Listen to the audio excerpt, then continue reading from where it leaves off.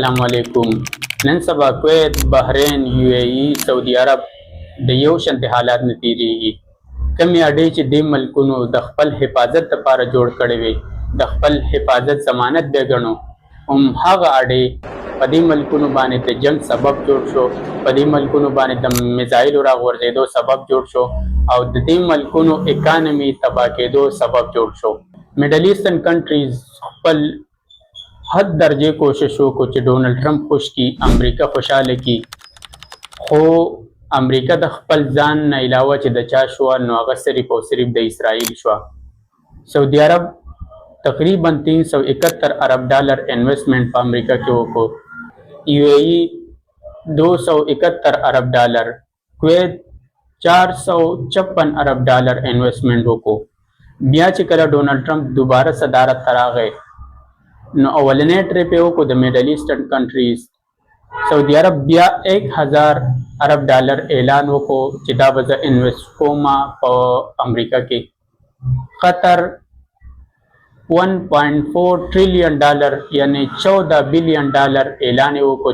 دغه شان UAE 1.2 ټریلیون ډالر یعنی 12 بلیون ډالر انویسټمنٹ اعلان یې وکړو په امریکا کې.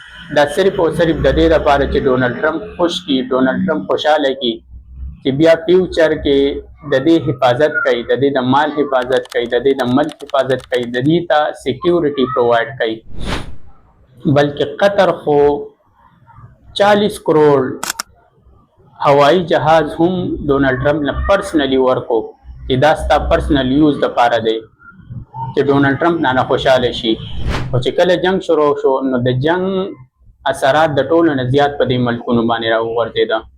د قطر LNG تقریبا کچر جنگ هم درېدو 15 کاله کې 17% هغه اوس دومره نشي برآمد کولی څومره چې به مخکې دی برآمد کوله. د UAE ټوریزم انډسټري بالکل کولیب شوله. مخکې به خلک UAE ته تله، اوس خلک UAE نه ځي. سعودي عرب کم تیل به چې سټیټ اف هرموز په ترو باندې ایستل د هغې نیمه حصه هم اوس د ریډ سی په ترو باندې نه وباسي، بلکې اوس ورته دا تریټ هم میلاویږي چې ریډ سی بندېدو والا دی. دغه شان کویت، بحرین په دې باندې د میزایلو د وجې نه بلا ایرپورټ یې تباه شوې، د هغې نقصان وشو، د هغې انفراسټرکچر ډیسالینیشن پلانټس د هغې نقصان وشو.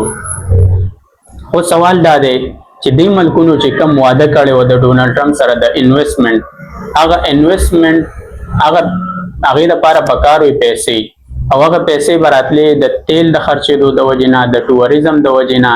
تقریبا 370 ارب ډالر انولی د دې ټوریزم انډسټري وه د دې ملکونو. هغه پیسې به راتلې د قطر دپاره د LNG نه. اوس د دې جنگ د وجې نه هغه ټول متاثر شوي دي. نو اوس به دا انویسټمنټ څنګه کوي په امریکا کې؟ د هغې دپاره خو ډالر پکار دی، د هغې دپاره خو پیسې پکار دوي، او هغه پیسې هغه شان نه جنریټ کېږي څنګه به چې مخکې جنریټ کېږي.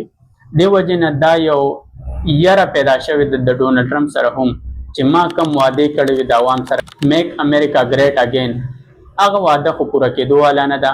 میډل ایسټرن کنټریز چې راسه کم انویسټمنټ وعدې کړې وي هغه خو کېدو والا نه دي، ځکه چې هلته خو د جنګ د وجې نه د هغې اکانمي خپله متاثره شوله. نو زما ملک به څنګه انویسټمنټ وکړي؟ دا یو خدشه، دا یو یره د ډونلډ ټرمپ خوبونه حرام کړي دي، او ایران ته یو بری هم ورکوي چې په دې جنگ کې هغه مذاکراتو کې بر وي او امریکا ته لاندې وي.